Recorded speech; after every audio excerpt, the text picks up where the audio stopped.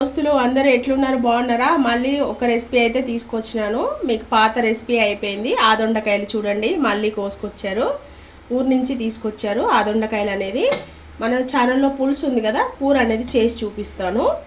కూర చేయలేదు కదా ఇప్పటివరకు, కూర అనేది చేసి చూపిస్తాను. ఎక్కువ లేవు, కొంచెమే ఉన్నాయి చూడండి, చాలా కొంచెమే ఉన్నాయి.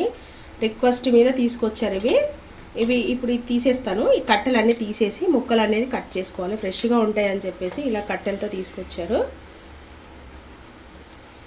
ఈ కట్టెలన్నీ ఇలా విరిసేయాలి చూడండి, చాలా గట్టిగా ఉంటాయి. ఇరిసేసి నీట్గా కడుక్కొని ముక్కలు అయితే కట్ చేసుకుంటాను. కట్ చేసుకున్నాక కూరకి ఏమేమి కావాలో చూద్దాం మనం. ఆదొండకాయ ముక్కలన్నీ కట్ చేసుకున్నాను. ఈ విధంగా ఉన్నాయి. ఆల్రెడీ మీరైతే చాలామంది వీడియో చూశారు, మీకు లోపల ఎలా ఉంటాయి బయట ఎలా ఉంటాయి కూడా తెలుసు. చూడండి, ముక్కలన్నీ కట్ చేసుకున్నాను. మంచి కర్రీ అయితే చేస్తున్నాను. ఇంతకుముందు పులుసు అన్నాను కదా, కడాయి అయితే పెట్టుకున్నాను. కొంచెం కడాయి హీట్ ఎక్కాలి. ఒక 2 నిమిషాలు కొద్దిగా ఆయిల్ అయితే వేస్తున్నాను. ఎక్కువ కాదు కదా, కొన్నే కదా ఆదొండకాయలు అనేది. కొద్దిగా ఆయిల్ అయితే వేసాను.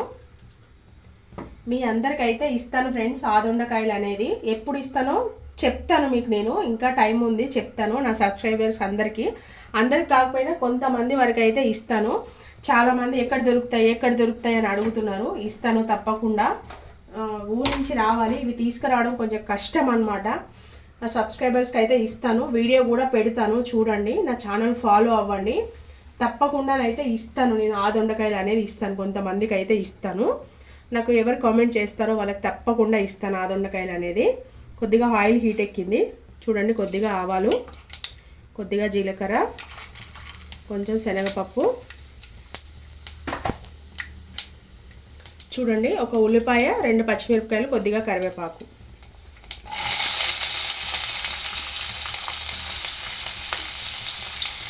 మొత్తం వేస్తాను. ఒక నిమిషం కలుపుదాము.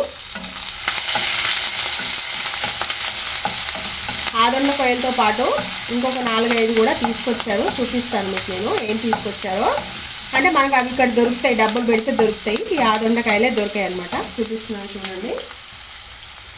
బోడ కాకరకాయలు చూడండి, ఇవి కూడా ఊరు నుంచే తీసుకొచ్చారు. కొంచెమే తీసుకొచ్చారు. ఇప్పుడు మనకు హైదరాబాద్లో అమ్ముతున్నారు, నేను కూడా అమ్ముతాను. ఇక్కడ కాస్ట్ ఎక్కువ ఉన్నాయి. వాటితో పాటు ఇవి కూడా దొరికినాయి అనమాట. బోడ కాకరకాయలు ఎతుకుతుంటే ఇవి కూడా దొరికినాయి అనమాట. ఇవి కూడా ఇప్పుడు ఇందులోనే వేసేస్తాను. బోడ కాకరకాయలు ఏమో కూతురు, ఆదొండకాయలు ఏమో అమ్మ దొరకదు. బోడ కాకరకాయలు కూతురు అయితే హైదరాబాద్లో దొరుకుతుంది, కానీ ఆదొండకాయలు మాత్రం ఇక్కడ మాత్రం దొరకవు.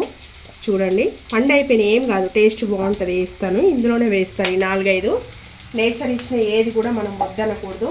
ఎలాంటి మందు అలాంటి కెమికల్స్ ఏం వేయకుండా అడవిలో అనేది పండుతాయి ఇవి. నా ఛానల్ తప్పకుండా ఫాలో అవ్వండి. నేను ఆదొండకాయలు అనేది తప్పకుండా నేను ఇస్తాను, నేను వీడియో కూడా పెడతాను నేను. చూడండి, చాలామంది అక్క మీరే చేసుకొని తింటారా, కొంతమంది ఎక్కడ దొరుకుతాయి, కొంతమంది మీరు ఎక్కడ ఉంటారు, అట్లా రకరకాల క్వశ్చన్లు అడుగుతున్నారు. మేమైతే హైదరాబాద్లో ఉంటామని చాలాసార్లు చెప్పాను. కొంచెం ఆనియన్ ఫ్రై అయింది కదా, కొద్దిగా జింజర్ గార్లిక్ పేస్టు. పులుసు అయితే చాలా బాగుంటుంది ఫ్రెండ్స్, కర్రీ కూడా బాగుంటుంది. పులుసు అయితే చాలా బాగుంటుంది. మనకి పులుసు చేప ఎంత రేర్గా దొరుకుతుందో మనకు ఆదొండకాయలు అనేది అంత రేర్గా దొరుకుతాయి.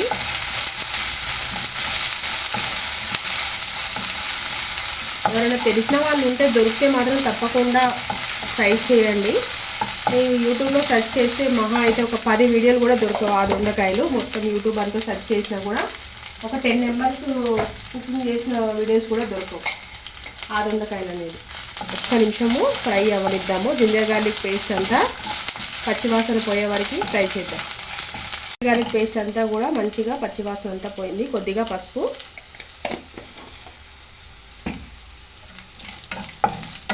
వేసి కలిపేద్దాము. కలిపేసాక ఆదొండకాయ ముక్కలన్నీ కూడా ఇందులో వేసేద్దాం.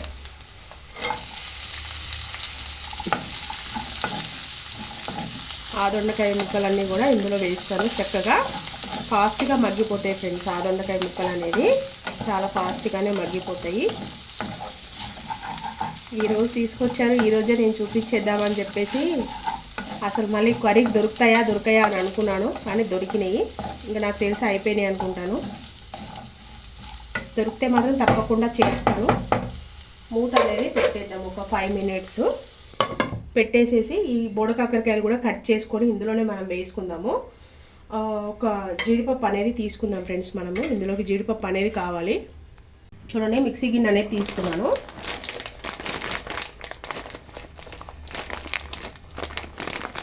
జీడిపప్పు చూడండి, ఒక 20-25 వరకు ఉంటాయి జీడిపప్పు అనేది. జీడిపప్పు మంచిగా మిక్సీలో వేసి ఫైన్గా బ్లెండ్ చేసుకోవాలి.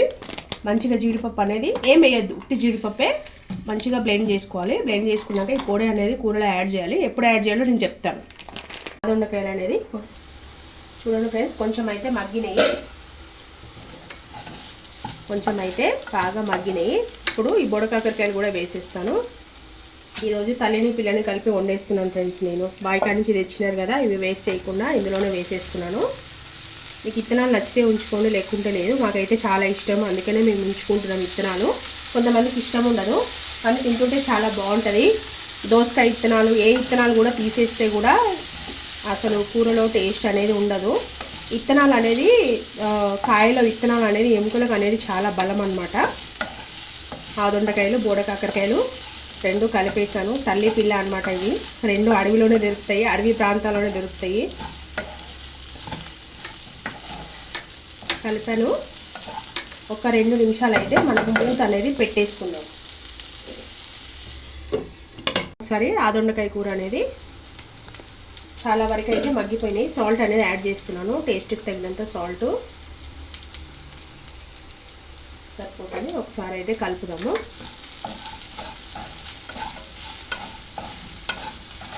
మంచిగా ఒక 2 నిమిషాలు అయితే ఇంకా మూత అయితే పెట్టేద్దాము. ఇంకొక 2 minutes మగ్గితే కారం అనేది యాడ్ చేసుకోవచ్చు మనము. ఇంకొక 2 minutes మగ్గనిచ్చేద్దాము.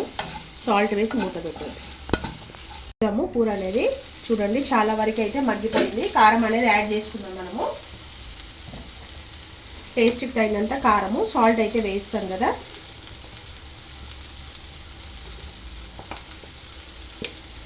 ఒక 1/2 teaspoon కారం అనేది యాడ్ చేశాను. కలిపేసుకుందాం మంచిగా.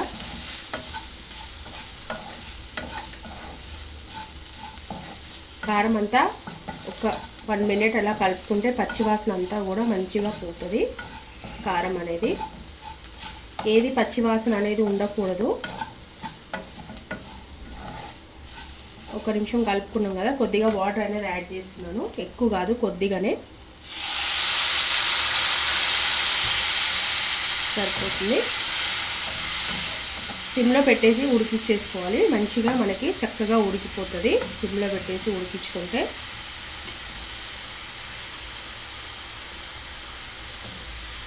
సరిపోతుంది వాటర్ అనేది. కొద్దిగా ధనియా పొడి,